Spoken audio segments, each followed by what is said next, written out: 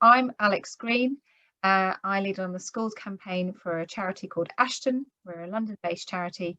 We work with schools in the UK.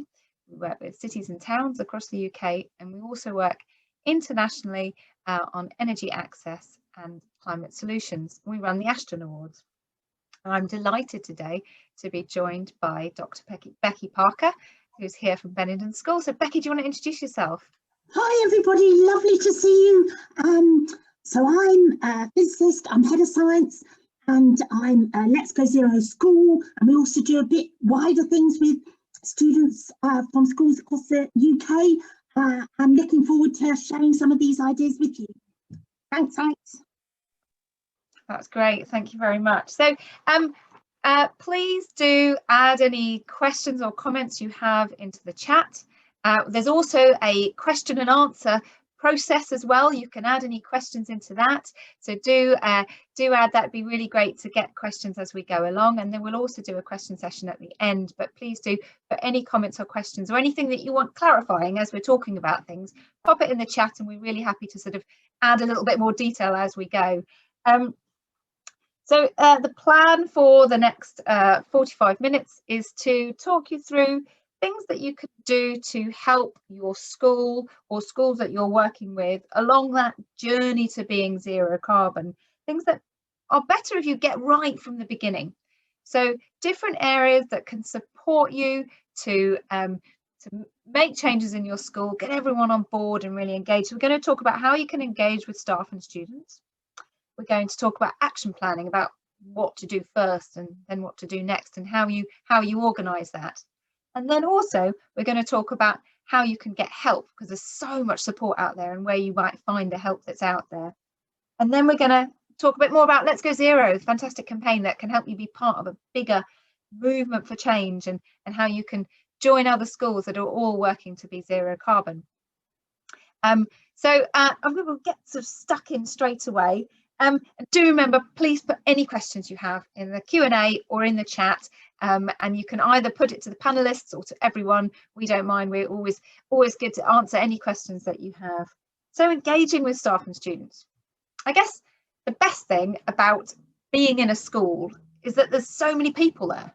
There's so many students. There's so many staff. You're not working for some small little company that everyone has to do all the jobs. You have this great workforce, these worker bees that are there that can really support you to take action and to do things. There's the students there that can be your nagging force, your presentation team, the people that will persuade your governors or people to support you. And then also you've got you can engage with your staff and your students and teach them about what they can do, make things easier for them, give them the knowledge and the skills. Are there courses you can send staff on, whether that's about how to use the boiler more effectively, or how to teach about carbon across curriculum areas, and how to teach in an engaging way. So there's all these different things that you can do and help your staff to be experts in carbon management, not just experts in education, which they all are already.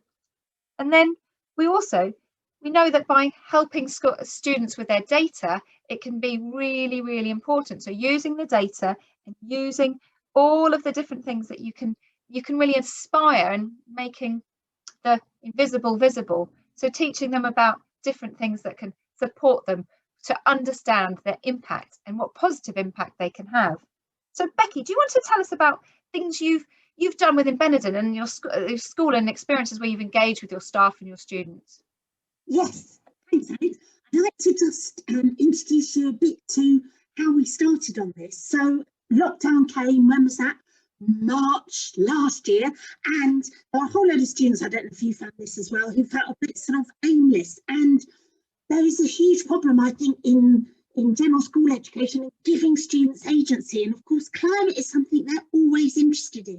And so what we started them on, we made this small group in a quiz-witty way. Alex, could I have the next slide, please?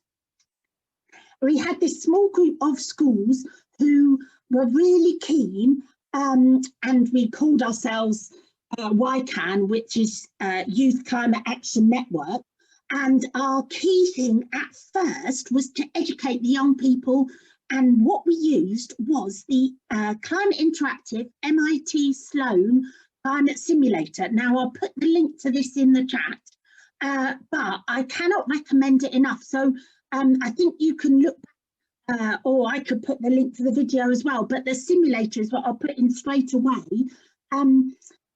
This is, and the next slide will just give you a quick idea of the 18 sliders. So this is a fantastic educational tool. And it turned out that we got our students doing this 8-week course to be climate ambassadors. So we got students from schools who I happen to be working with and know from all around the country. And I think still these students in the YCAN group who are now thriving with Let's Go Zero, they are the only young people to be actually trained climate ambassadors on the En-ROAD site. So this simulator is amazing because you can look at things like, you know, current discussion, all we need is some technological advance, a bit of electric cars and renewables, and the temperature does not go down to what's required. So in terms of educating young people, this is actually for many people. I would say, I just saw your question, I would say it's not, I would say any student we've used it with over 14, but also some of our students have run masterclasses and taught primary students because, you know, there are levels of engagement with this simulator. You can just do it on sliding the different variables, or you can look into it in more detail and think about carbon tax and things. So in masterclasses, which we have developed with the Royal Institution, well, Jackie Flaherty, who's an expert on masterclasses, she's got her sixth formers to teach their local primary schools using this. So it can be for any age, I would say, at all different levels.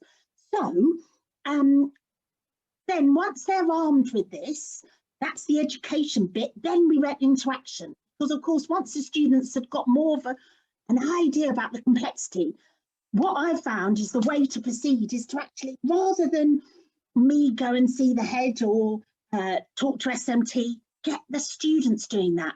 Because what we have found is we've had groups of students thinking, right, we've got to do some stuff. We've got to reduce our waste. We've got to use the waste to produce power. Let's see if we can collaborate. And that has been amazing, actually. I'm head of science and we've worked with DT and geography, and we've ended up having real collaborations of staff, students and technicians in particular, got really into this. And so I would say, as a start, engage your senior management to sign up, which is what we did straight away via the students. So get the students to say, we've got to sign up to Let's Go Zero. This is a fantastic plan for focusing our action, and then innovation's another phase, which we'd like to do, but is quite challenging. But the action is what's going to give your students real agency and feel they've got some, you know, chance of making a difference. So I think as a start, I hope that's okay, Alex, I'll pass back to you. Thank you, Becky. That's really great, and so lovely to see that data and how it all works.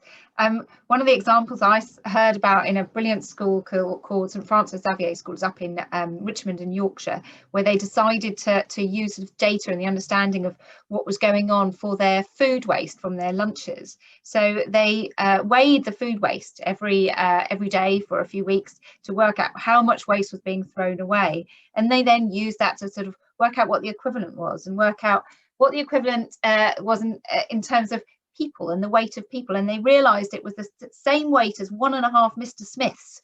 And I mean, that's such a visual thing to have, and you have standing up on assembly, you can see how much food waste is being thrown away every week. So that's a really great way to do it, to let people visualize it as much as they possibly can.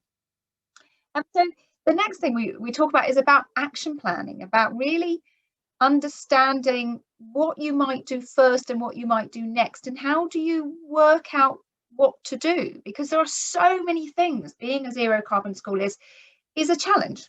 It's a long way, you know, it's a long route. This is a marathon, not a sprint. We need to know how to do this, and in our schools we also have so many other pressing demands to be taking up our time and our money and all our effort. So how do you get it right, and what do you start with? So I guess our advice is you can look at it in different ways. So are there things that are quick wins that you can change quickly, straight away, that have an immediate difference? Can you switch to meat-free Monday, or switch to changing the temperature of your heating system, or put in some bike racks, things that will have an immediate effect straight away, and then that means that it'll just spur on that next bit of change, and you can see that cause and effect. We changed something, it did something, there was an impact, and that causes them to get really excited about the next thing they're going to do. So quick wins is a really good thing to do. The other way to look at it is high impact. What's going to give you the biggest bang for your buck? How are you going to put whatever time and money in and get the biggest carbon impact out as quickly as you can? So that's the other side to it. So then maybe there's some serious work to be doing in your buildings, through retrofitting, through new boilers, all those sort of things that can have a quick immediate impact on your carbon. But then the other way to look at that is actually all about influencing and engaging and inspiring, and that message going beyond the gates, beyond the school gates. That how do you, things that you can do within your school that can change the way people travel or the way people eat, that have a relatively smaller change within your school and the impact of your school, but then have a really big wider impact about the way your community behaves. And yes, Alison has put in the chat about eco schools. Eco schools is brilliant. Please go and visit their site, look at what they're doing. They're a really good way to achieve a staged approach, an environmental management system for schools. It's a really good way to also have good staged recognition for the work that you're doing within your school. So do have a look at eco schools. It's a really great system there.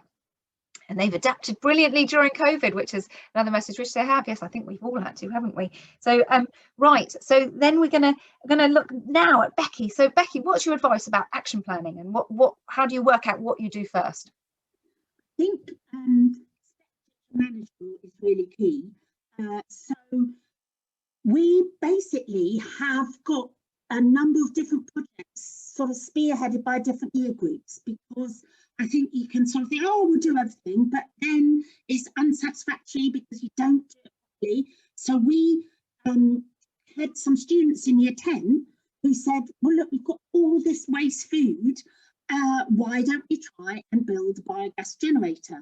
And I'll put my email in the chat if anybody wants to do such a thing, because we didn't need funds or anything. We now have built a prototype, and hopefully we will next term be really using a vast amount of the waste to generate energy. The prototype is the next slide. This is sort of an idea of how it would work.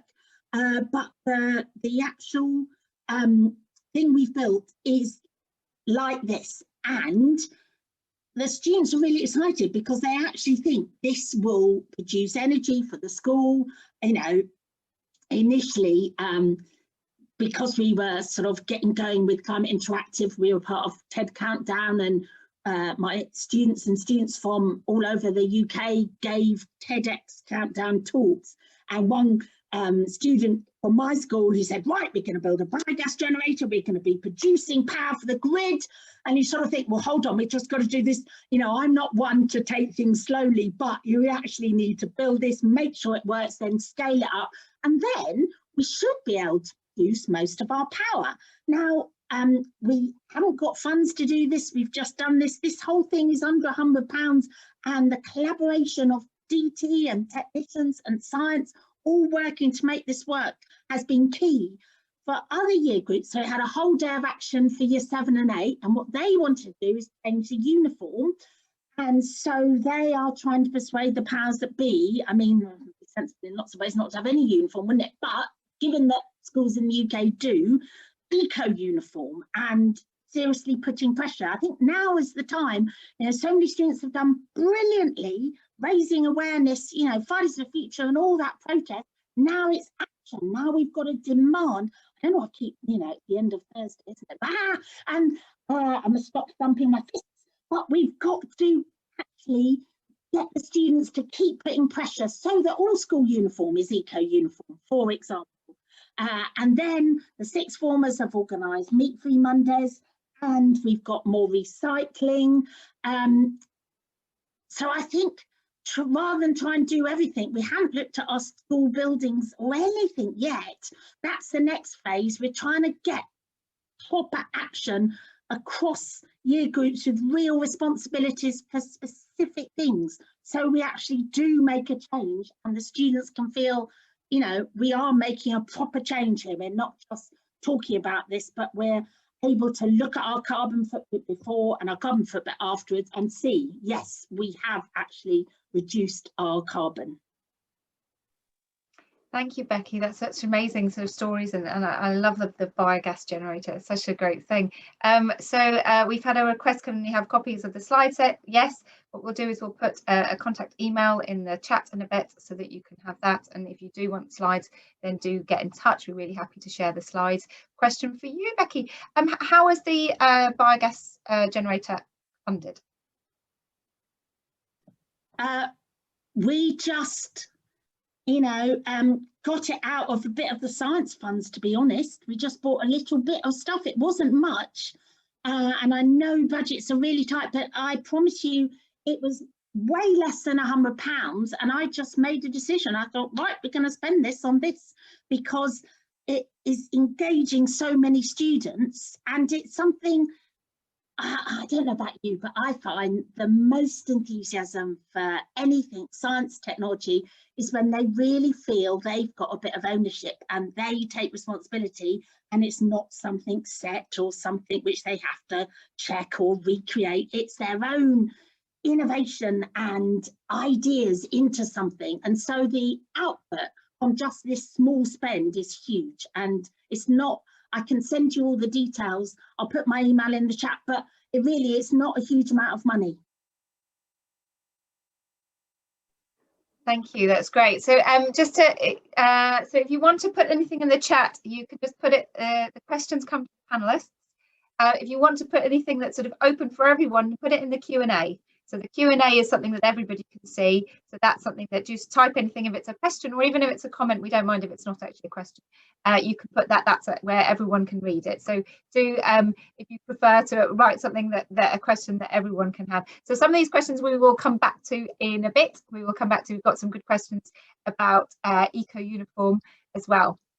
Okay, thank you. So now we're going to just talk a little bit about getting help. There's so much help out there. There's so many organisations, businesses, charities, public sector organisations that are there that can help schools to work along that road to zero carbon and to be better global citizens and to be part of our future. So don't try and do it all on your own.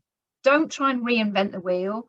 If you want to do something in your school, you can bet that someone else has already done it somewhere else. So look and see what other schools are doing, and always just nick each other's ideas. But go to as many organisations as you can to find out what to do. There's so much resource, and Global Action Plan is putting together an action planning tool, which will be on their Transform Our website soon, which will come out to all Let's Go Zero schools as soon as it's ready, and that will help point you in the and put you in touch with organisations that can really support you to do more.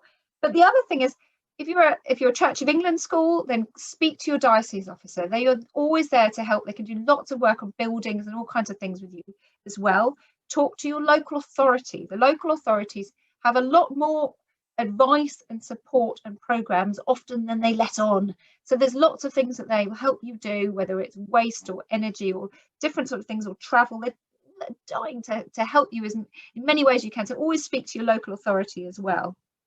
And then also look in the commercial sector. There's loads of businesses out there that would like to sell you something or a service that can support you to cut your carbon.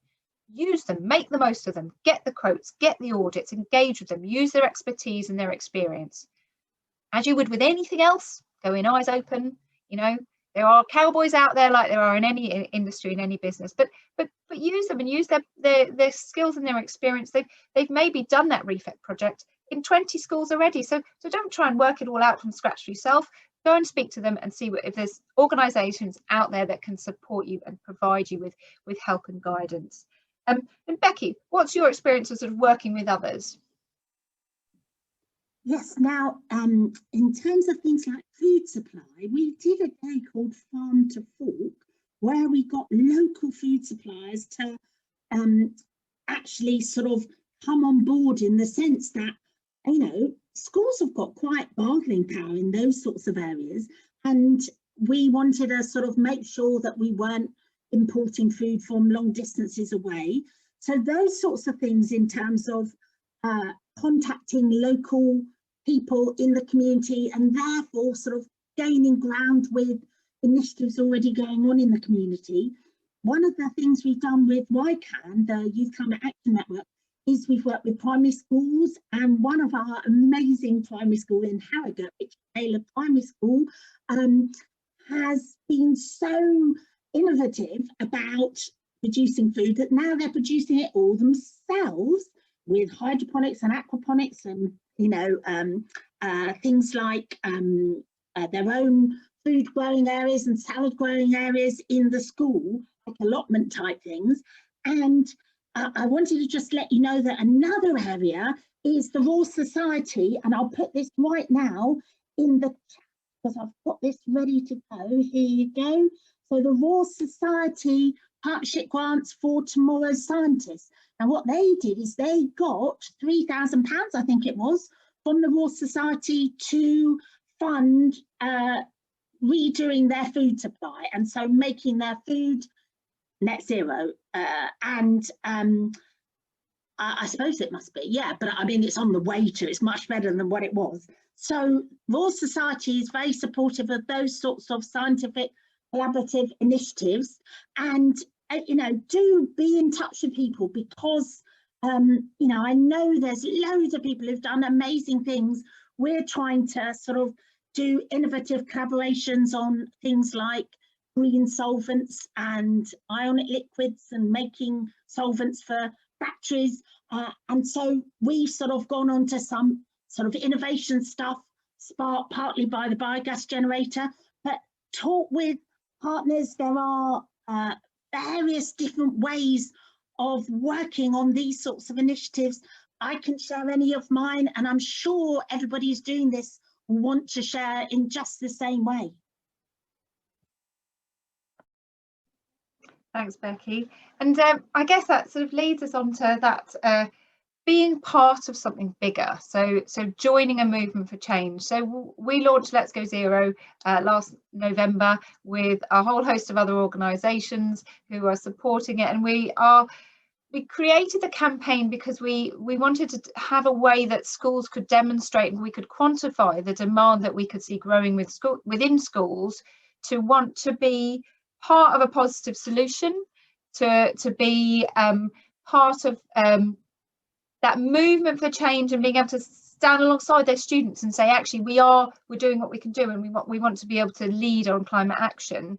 The reason why we work with schools is because they are such an influential part of our society, part of our system that we all are influenced by. And if you look at schools and how they influence their local communities and then wider communities, and then of course our next generations, they have a really key role in that big society shift to a zero carbon world. So that's why we work with them. And the 42% of households have school age or younger children in them, and actually today probably a lot more than that because of various bubbles bursting over the last week. But you know, there's so many opportunities by working through schools into communities. So that's why we launched Let's Go Zero. So schools sign up. It needs to be someone in authority, so a head teacher, senior leader, or a governor. And it can't be little Freddie in year 7. It needs to be someone with authority. They sign up, they're saying 3 things. They want to be zero carbon by 2030, that it's an ambition, it's an intention, it's where they're going. It's not a firm commitment. We know that within schools, you don't have the remit to be able to make that commitment. So it's an intention. We want that schools are also saying that they're doing something now. They've taken those steps, no matter how early or how advanced those steps are, that they're doing something already. And that thirdly, that they want help to be able to do more. They want help from national government, from local government, from other schools to be able to do more. And we're really thankful that the campaign has been supported by so many brilliant organisations. We've got Global Action Plan, WWF, Carbon Trust, Eco Schools, Sustrans, Soil Association and Fairtrade, all really working with us behind the scenes to make sure the campaign works really well and is what schools need. But we're also really glad that we've got just over 30 local authorities now who are backing the campaign and encouraging their schools to be part of Let's Go Zero. And also we've got the Church of England who are encouraging all of their schools to be part of it. And we're really, really pleased that in their Easter conference, the NEU passed a motion backing Let's Go Zero for their schools as well. So really delighted by that. And it's that movement for change that we see happening within our sector, within the school sector. And it's a really great thing that's coming together, and that will give schools that voice, that recognition, and then enable us to help more. So we're working with Global Action Plan to put together an action planning tool, so a climate action planner, and that's going to help schools work out what they do next. They can work out what might give them more impact, but also what might be an easier thing and how much time it might take, and whether they're working on travel or water or waste or food, procurement, school grounds, all those different areas. They can see what they want to do next. We're also working with WWF, who are hoping to put together a carbon footprinting tool for schools, which will come out hopefully in the autumn. And we're also, there's going to be a pack for schools that will help them engage with COP, but with a big event that's going to be in Glasgow in November, and help them do a live role play COP within their own schools. So there's lots of things happening, and by being part of the campaign, it helps us all to work together to be able to do more. So Becky, you joined the campaign for your school. Tell us about sort of why and why do you think it's useful? Yeah, I really think it's much easier for the students to think that they're going to have a bigger voice if it's not just their school. Because often, I don't know about you, but often you think you're pretty isolated, even though you're not really, but you are very particular in one school. And students may think, you know, we may do Meatless Mondays, but, you know, what about, you know, all the rest of the world, how we can actually make a dent and really start tackling this problem with real steps forward. But being part of Let's Go Zero, I think what we have found is it makes us feel that we're part of something much bigger, and that we can share ideas more. We get a fantastic newsletter around from Alex with ideas and things to do, and that sort of refreshes us and makes us think, right, what can we do next? You know, in a quite a sensible way, not in an overwhelming way, in quite a manageable way. You know, it's Let's Go Zero by 2030, and that I think is a realistic thing for young people, rather than constantly thinking, oh, 2050, my kid's going to be over 40 by the time it's 2050. So, you know, we need to have a bit shorter timescale, which is what's brilliant about Let's Go Zero, and the collaborative effort, and the whole idea, what we said before about sharing ideas. There's so many different organisations about climate, yet we're still, you know, aiming for the same thing. And so if we can work together, got more clout. What we're hoping as well within Let's Go Zero is we have some clout to put pressure on government for certain actions. You know, if we're a bigger group of schools, if by the end of this week, hopefully we're 500, by the end of the summer term, we're 1,000, by COP, we're every school in the country, you know, and it's not difficult, and it's what young people want. You know, we you know, have got a fantastic voice altogether. So I really, you know, I think it's so valuable to be a united front, all feeling that young people are working together, actually doing something and making a difference. So that's where I would join Let's Go Zero, and my students feel that the same.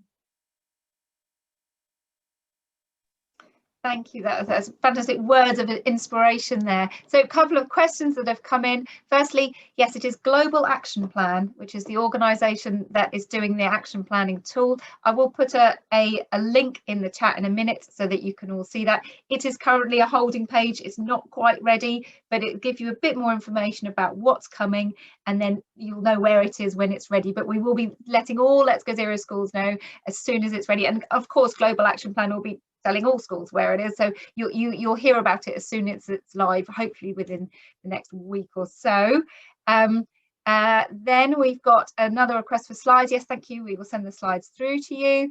And we've had a comment here about local authorities. Yes, so do engage with your local authorities. Most of them do send out newsletters. They do engage in different ways, and it's something that we've seen a lot of. Local authorities who will use the Let's Go Zero messaging out to help, and it fits really well with carbon action planning, with authorities and schools declaring a climate emergency. So it really fits well with that. So we've also got a question here about the natural history GCSE, which is out soon. So this I'm going to ask Becky. Becky, are you aware of this? What do you think about it? It sounds fantastic. What are your thoughts? It does sound fantastic. We have looked at it. I don't know. I somehow feel that we don't want to sort of block climate stuff into one bit of the curriculum. It should be integral across everything we do because it's crucial. So we talk about it in physics and chemistry, biology, and in a way, I mean, my worry is that going to be good for students who want to go on and innovate in the sciences to, you know, tackle the climate crisis? I'm not sure if actually having more qualifications will sort of dilute their ability to go on and do sort of standard science, which, you know, in my heart of hearts, I don't agree with that because I'd much prefer to do things like natural history, GCSE. And also, you know, the GCSEs now are far too boring and dull, and they should have far more of this stuff integral in them. But that's why I hate the thought of sort of putting it to one side.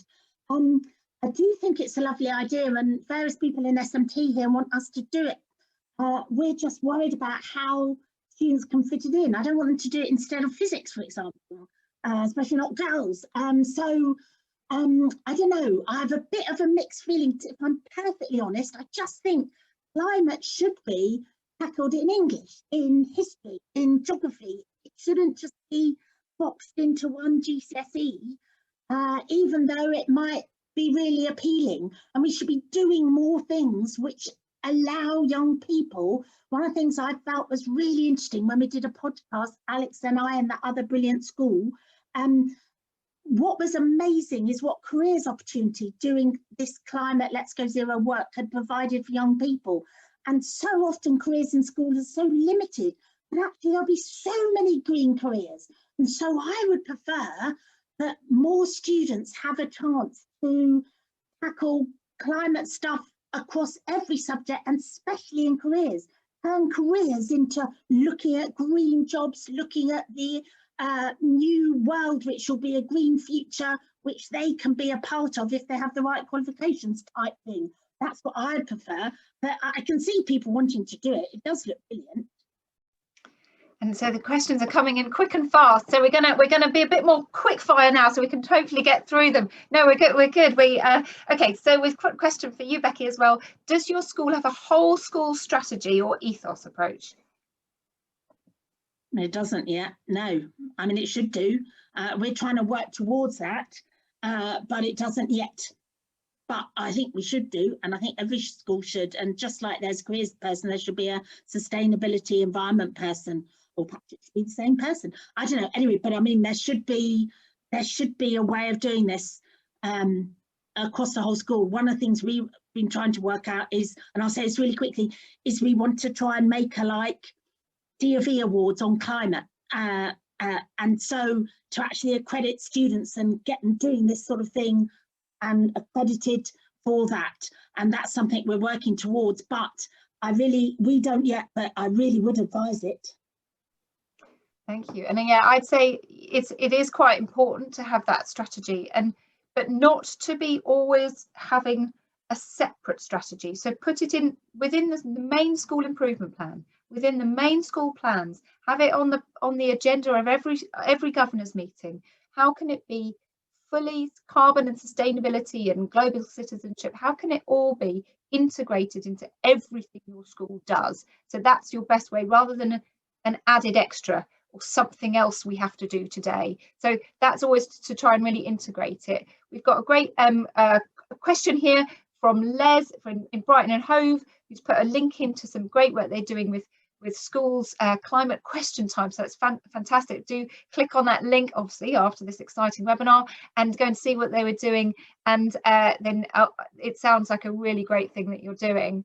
And then I've put in the link to the Global Action Plans planner, which is nearly ready, so it's there for you to look at as well. So another question that we have in from Nikki. I work in a little rural primary school. I'm a TA. I run our small eco club. We are really struggling because our SLT is not interested in climate issues at all. Oh dear.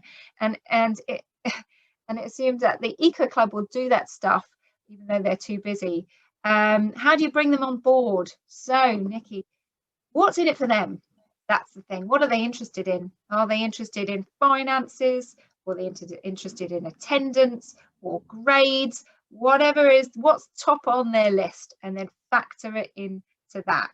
A lot of schools are much more aware now of their image, their reputation, to be as good as the school down the road. Even schools that are massively oversubscribed, they still want to be very much seen as leading and being proactive. So find what it is that fits the priorities of your school and the egos within your school that can really work by helping to do what they want to do anyway. So work in that way. And in most schools, there's a massive need to find additional budget and funding. So maybe that's how you draw them in. Or maybe it's the good news stories. Get something really exciting that kids are doing, get some photos, put it in the newsletter, get a bit of good news story from it, and that can build on what you can do. Any advice, Becky, that you would give to Nikki about what they should do?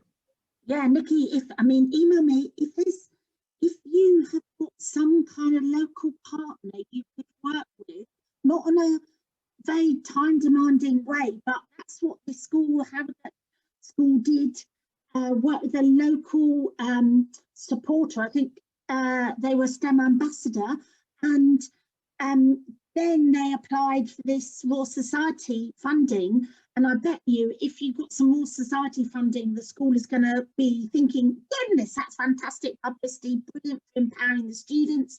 I can help you if I could think of where you were and link you with some organisation or STEM ambassadors, or put you in touch with those people. So do email me if I could be any help. But there are ways of actually getting such fantastic publicity that the school, thinks, my goodness, this is brilliant, and they should be interested. Goodness, I got quite stroppy with somebody who said, oh, it's not our priority at the moment. I said, well, it needs to be, but then I think it's the end of term, perhaps everybody's getting a bit stroppy, but I must calm down. I'll shut up now. It is, we've all got that end of term feeling, I think. So Sarah from Leeds has put in a great link into some of the work that they are doing in Leeds, looking at curriculum areas, so do click through to that as well. It's always brilliant to see what other people are doing. Don't reinvent the wheel, always just use everybody else's stuff, and that's the best thing that we can do across schools across the country. Nikki's come back and said that yes, that image is very important, and it is, and more than it used to be. So that's something that we really see as a growing area that needs to be looked at.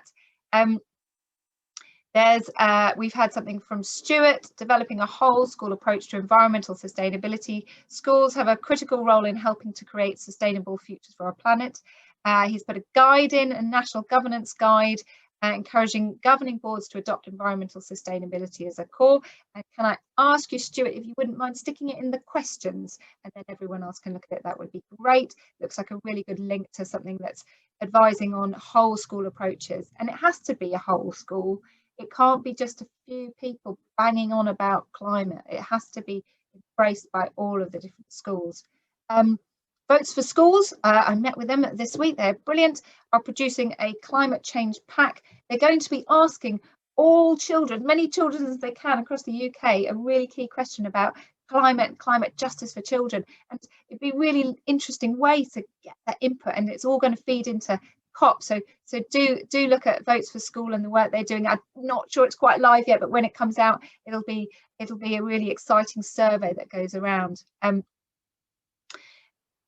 And now we're going to, I have another question that's, oh, thank you, Stuart's put that link into the the Q&A. That's brilliant. Thank you very much. So I think my next question that's come through is, how do I find out which other schools are signed up? So that's a really good question. We get asked that a lot. There's a map on our website. So on the Let's Go Zero website, which I'm going to put, the link is on the slide, but I'm going to put it in the chat in a minute as well. There's a map. You can have a look at which of your local schools are already signed up and which aren't. It's always good to see which ones are doing it. So there's a map there. If you do for some reason want to have a list of all the schools that have signed up, please get in touch. We can provide that for you as well. And then I guess for Becky, just building up to COP, this big event in Glasgow, what are your final sort of thoughts on that and how schools can engage in that? Well, there's a lot of material out there, and there's a huge sort of focus on this. I think we must make sure that it's just a leaping off point, not just, oh, this is the end point, because this is really just the start. And it's not the start because we're all doing messes now, but it's the continuation and it's a boost to keep things going. What we're trying to do is actually run an event, and I know you probably are, Alex. We're trying to get some of our students doing peer-to-peer teaching about the climate using the simulator, and encouraging other students, their peers, to get involved with Let's Go Zero, and to also get involved with other innovation like carbon capture, working with that amazing Swiss company Climeworks. So I think it's going to keep being in the news so much, and students are going to be sort of bombarded with it. To feel as though they've got a contribution, I think, is crucial, because we were part of a big BERA manifesto. The British Education and Research have made a manifesto on teaching sustainability.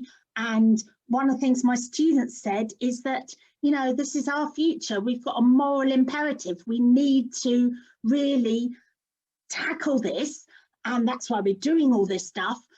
And I think that, you know, the big voices of COP need to hear that from young people. And so I think the more we can get young voices, it's their future, saying they're doing things, they're actually got some agency to try and counteract eco-anxiety, I think the better. And so I think it will be a very active month of November and the autumn term with this, but I think it should really enhance everybody's action and really focus the minds, but just be that focus to keep on firing on all cylinders.